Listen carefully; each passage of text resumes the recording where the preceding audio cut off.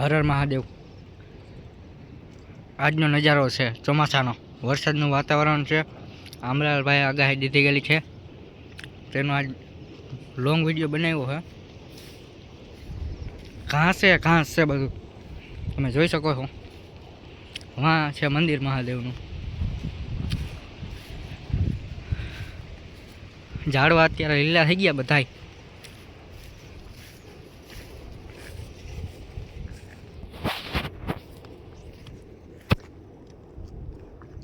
મિત્રો અહીં ચોમાસાનો કાંઈ વાંધો ના આવે, કેમ કે અહીંયા ધારવાળો વિસ્તાર છે એટલે પાણી આમ બધેથી વયું જાય।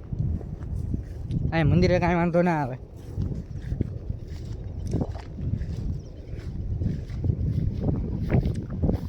અને આ છે કુદરતી વાતાવરણ। પવન ચરખી છે એક, અહીંયા છે અમે આ વેડી આવી ગઈ એટલે નથી દેખાતું। ઝાડવા છે બધાય।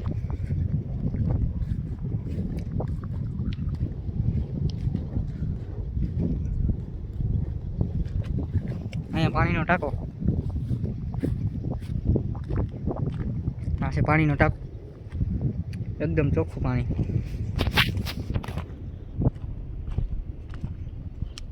મંદિરની પાછળ ઝાડવા છે એ।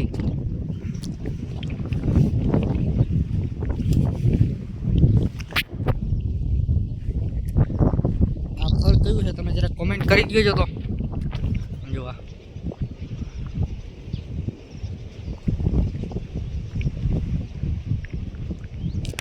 હા લૂમે ઝૂમ આવ્યું। આ ચેરી, આને કહેવાય ચેરી મિત્રો, આને ચેરી કહેવાય મિત્રો।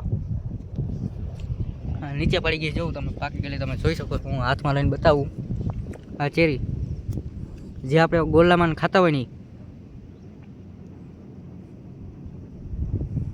એકદમ લોહી જેવું નીકળે જોવું।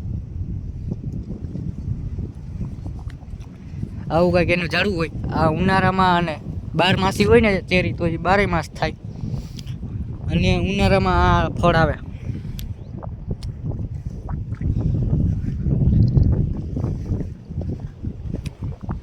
આ લીંબુડી, અહીંયા સરીગવો, આ ફૂલઝાડ પીરા,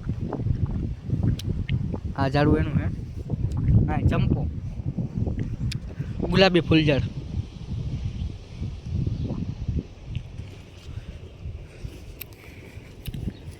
આ 60 ફૂટનો હોલ હે ભજન સંતવાણીનો। અહીંયા ભીંડા ને બકાલું આવ્યું। આ લીમડો છે અહીં મોટો બધો, મંદિરની હારો થઈ ગયો। અહીંયા બીલીપત્ર, અત્યારે બીલા પણ આવી ગયા છે। અને આ છે કૂતરું, જર્મન શેફર્ડ। અને હજી એક દેશી કૂતરું છે, એ પણ હું તમને બતાવું।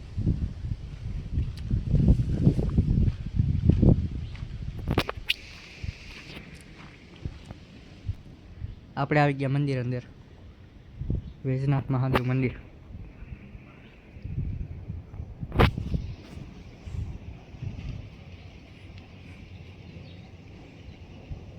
ભીમગીરી બાપુની સમાધિ।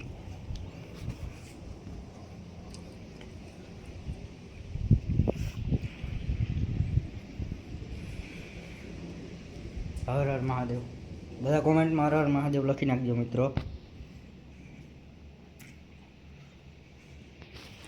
આવી ટાઈપનું મંદિર છે અને એકદમ જંગલ વિસ્તારમાં છે, તમે જોઈ શકો છો।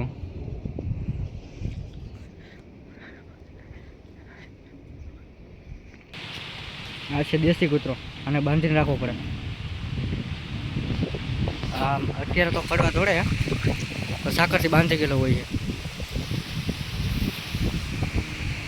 અને આ સાઈડનું લોકેશન, અહીંયા થોડું અહીંયા થાંભલા આવી ગયેલા છે લાઇટના।